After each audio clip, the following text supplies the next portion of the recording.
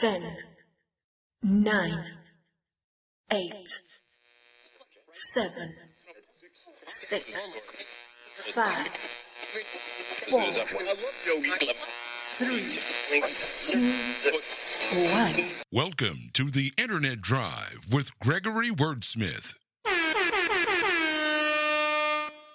In your car, at work, at home, on your smartphone. Welcome, ladies and gentlemen.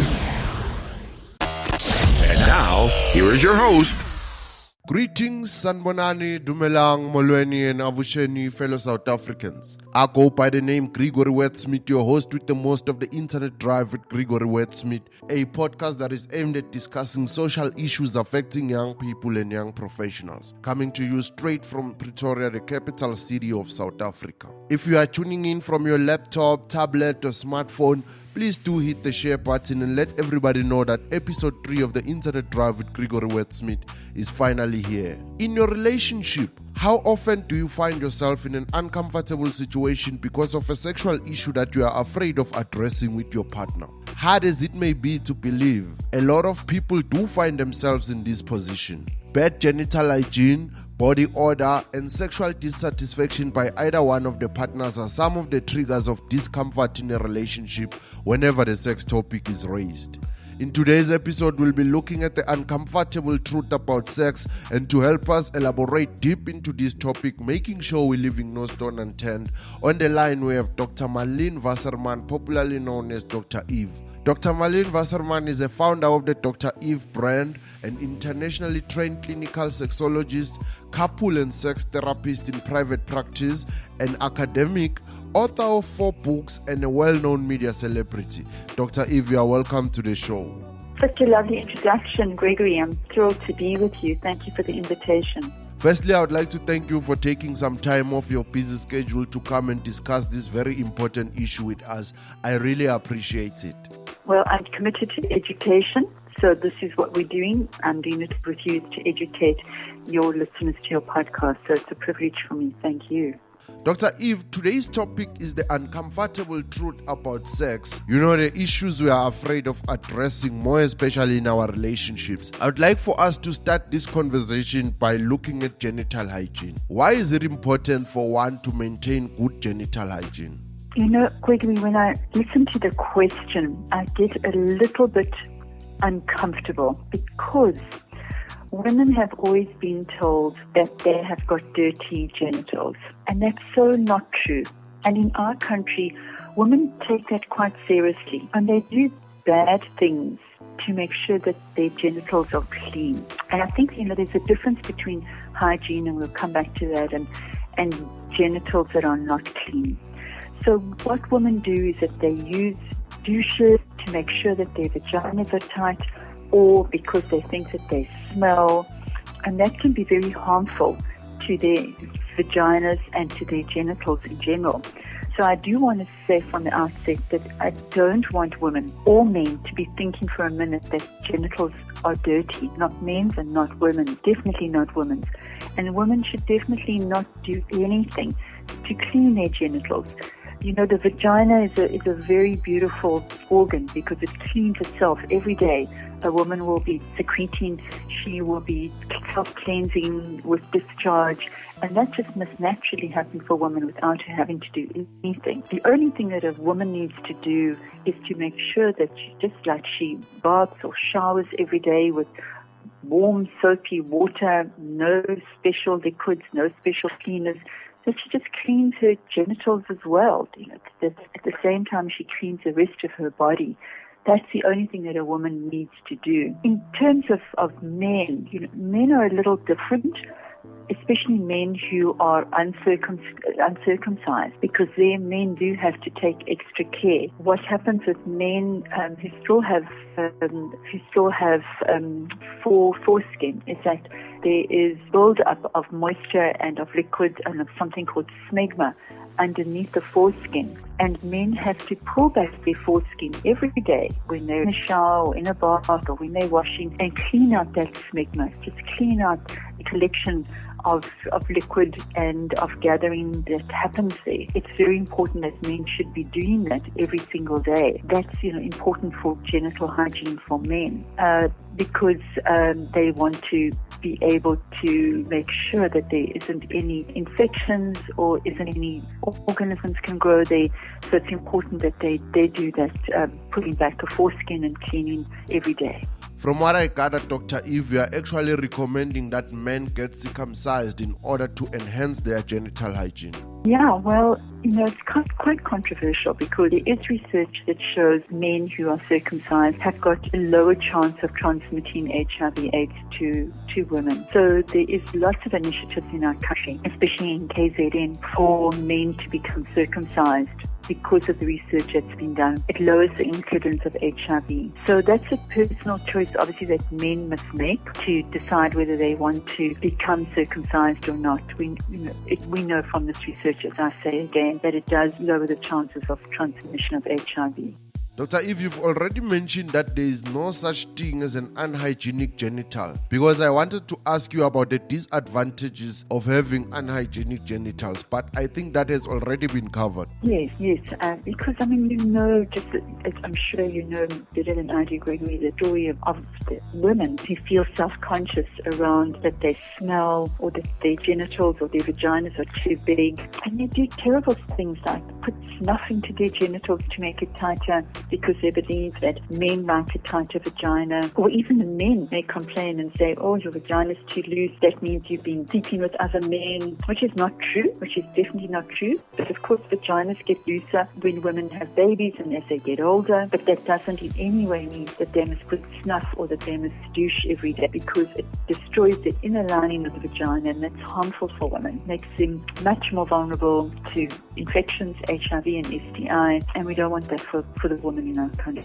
I think the main thing here is that society should be educated more on such issues so as to fight the stereotypical mindsets like saying someone has a big vagina because they are sleeping around. Exactly. So what I always recommend for women is that they do Kegel exercises. Now what that means is that they strengthen the pelvic floor muscle. So if women strengthen the pelvic floor muscle, then their vaginas are tighter for them and for any male partner, and also they have stronger orgasms. So I sell a lot of what's called smart balls or Kegel exercises to women who feel that they want to have tighter vaginas because they feel there's what's called laxity, that there's a looseness and they want to have more tightness either around a penis or just generally they find that they're becoming a little incontinent, that like when they jump or when they walk or when they sneeze, there is some bladder problems, there's some urine that can happen, they feel like they want to pee. So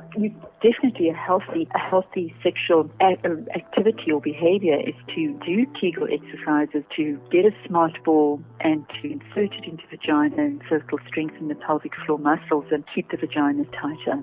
Dr. Eve, I would now like for us to talk about contraceptives, because time and again there are controversial issues around contraceptives. Firstly, what would you say are contraceptives? Contraceptives are a way that women can manage their own reproductive health. And that, of course, is the right of every single woman, that she has the right over her own body and she has the right to decide when she wants to be pregnant and have a child. It's her right. So with the invention of contraceptives, the first contraceptive pill came out in the 1960s, this really changed things for women because they could control their birthing, they could control the children and when they were going to have children. There were condoms before, but certainly contraceptives changed the world. So there are a number of different kinds of contraceptives in the market now, and women have a big choice. The very important, Gregory, is for people to use what's called the dual control method, and this is always use a condom. And condom is a contraceptive. We know this. If a man uses a condom or if a woman uses a female condom, it provides protection from pregnancy, but it also provides protection from HIV and STIs, right? So in addition to condoms, because we need to have extra protection for if women don't want to fall pregnant or men don't want to be impregnating woman to use other forms of contraception. And those forms of contraception can be in the form of oral pill or injection, or even to have a device put inside the vagina that would be like a Mirena or another kind of device that will stop pregnancy from happening. She can have it done at the clinic and leave it in for a number of years without worrying about it, or she can have a patch. And so there are choices that are available for women so that they can control their own reproduction and only fall pregnant when they want to.